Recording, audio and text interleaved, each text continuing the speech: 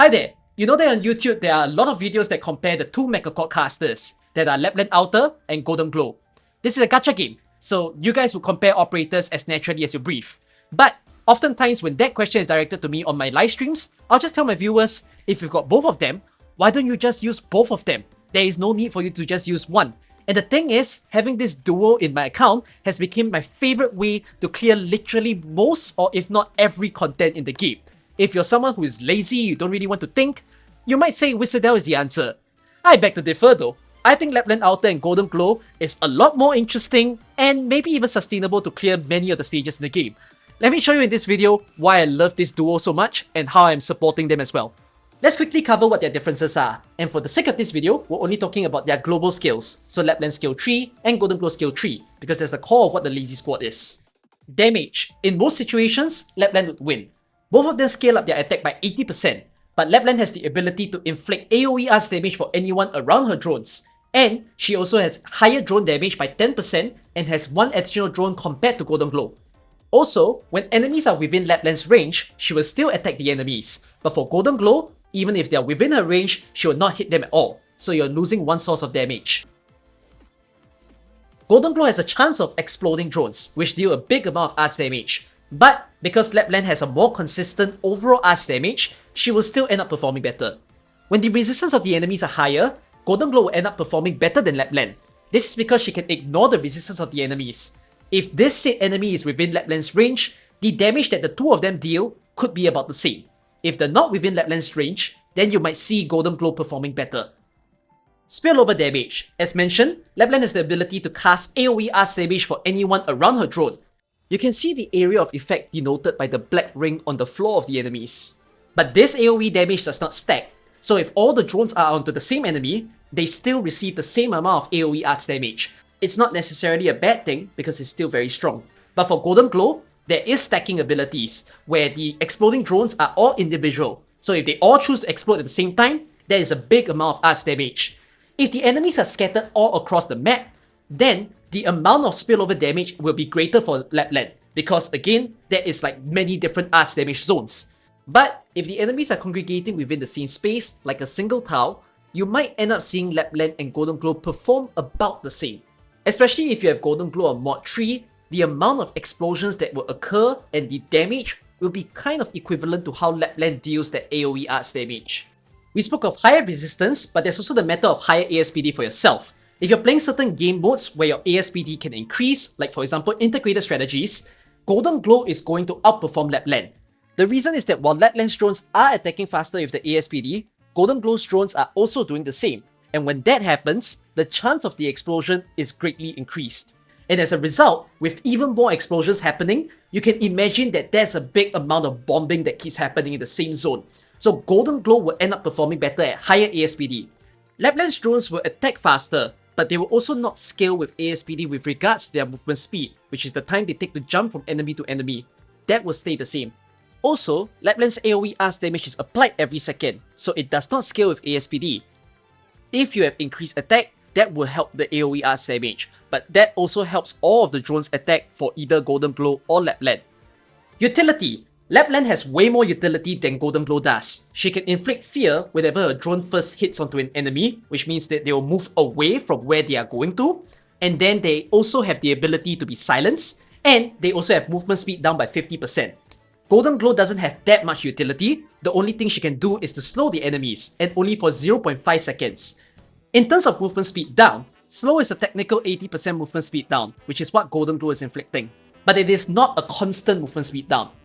Again, if the ASPD is higher, then there is a constant slow being applied, and as a result, Goldenglow will perform better. This is only if you're requiring a single target slow rather than a multi-target one.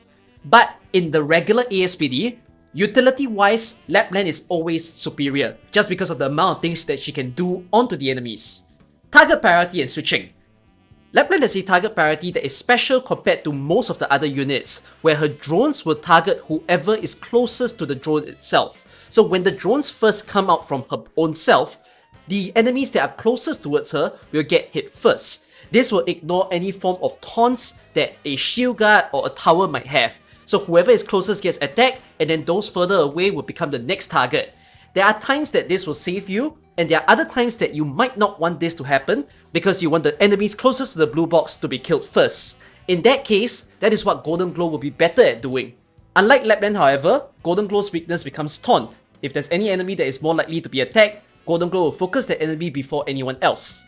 Lappland has a lock-on effect, where the drones will stick to an enemy until it dies. The problem with this is that if the drones don't pick the same enemy, and let's say the 3 drones are scattered everywhere, if those enemies take very long to die, then the damage isn't being spread very well onto the other enemies. As a result, you might end up taking longer to kill each and every enemy. But for Goldenglow, she has the ability to switch the enemies. Let's say she has picked a certain enemy and her drones keep attacking it, but another enemy is actually closer to the blue box. As soon as that drone explodes, that drone will switch into the enemy that's closest to the blue box. So that helps you to kill whoever that is a bigger threat. Also, if an event has a mechanic or something that can be constantly attacked and that thing simply cannot die, Lappland will be heavily disadvantaged because her drones can't switch their targets, so she'll just keep attacking it like no tomorrow. Skill timing. Lappland's skill lasts for 40 seconds while Goldenglow lasts for 30 seconds. However, the time to charge the skills is significantly different. Lappland needs 54 SP while Goldenglow needs 35 SP. So Goldenglow's skill can come up a lot more actively, but Lappland has a lot more waiting time involved. Okay, now that I've covered the differences, let's talk about how I personally use them. The easiest idea is to alternate their skills. For instance, you use Goldenglow's skill first, you let her kill all the enemies. When the skill is done, you switch to Lappland. When Lappland's skill is done, you switch back to Goldenglow. If you need more damage at any point in time, you can choose to turn on their skills both at the same time.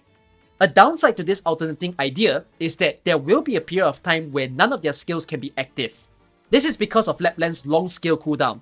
In order to compensate for this, you can either choose to use Telopsis, who can give increased SP recovery to everyone on the team, or my preference is to use Mostima, who can give increased SP recovery to all the casters. Mostima will allow for their skill timings to match much more closely, such that there will be very little downtime in terms of waiting for either of their skills.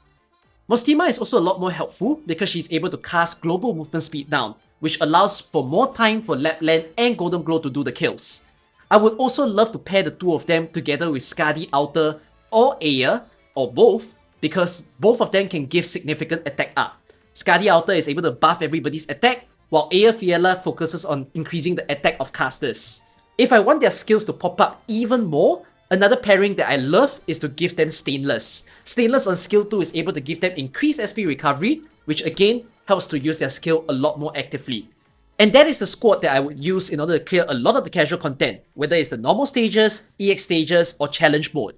Of course, you might need DP generation, so just bring that Flag Pipe trio, and the remaining slots can be for whatever you want. You need more slowdown, more healing, you can add in maybe say an Aya Outer, a Saria on skill tree, you can add Escalon to slow everybody down even more, and just whatever you want. You need more baits, you need more fast redeploy, there is that free space. You don't have to bring all the buffers to help, just some of them will be more than enough. This can translate into SSS, where you try to focus on the strengths that these two casters have. For Lappland, you try to feed a lot more of the caster buff, where you can get SP recovery and attack. For Goldenglow, you want the SP recovery as well, a bit of the attack, but you also want ASPD involved. So in the case of Goldenglow, you can either do a 3 caster 2 sniper or a 2 caster 3 sniper. This is to again increase the chance of the explosions. And for Lappland, you could say you want some ASPD, but if you even go pure caster, like 5 casters, that would be perfectly fine as well. By stacking up on the attack, you're increasing the AoE arts damage that's being casted. If your concern is not the AoE damage but the peeling of every enemy, then adding some ASPD buff would be okay. So some sniper and some caster. One of the best places to use the two of them is in integrated strategies, especially if you get the Mech Accord hand, which will allow them to get 2 SP whenever they hit an enemy. This is very easy to get in Integrated Strategies 5. You just get the lamp, and then afterwards you get their hand, and you can go crazy with it. My best favorite person to support them is Stainless, because Stainless turret counts as an enemy, so whenever you need to charge their skill, I simply just put the turret down, let them hit the turret, and then afterwards they go ham again and destroy everybody within the map. Honestly, right, this should be like my guide, you know. If we needed an IS guide that is not like Wizardell, I should be telling people just use Lappland Outer.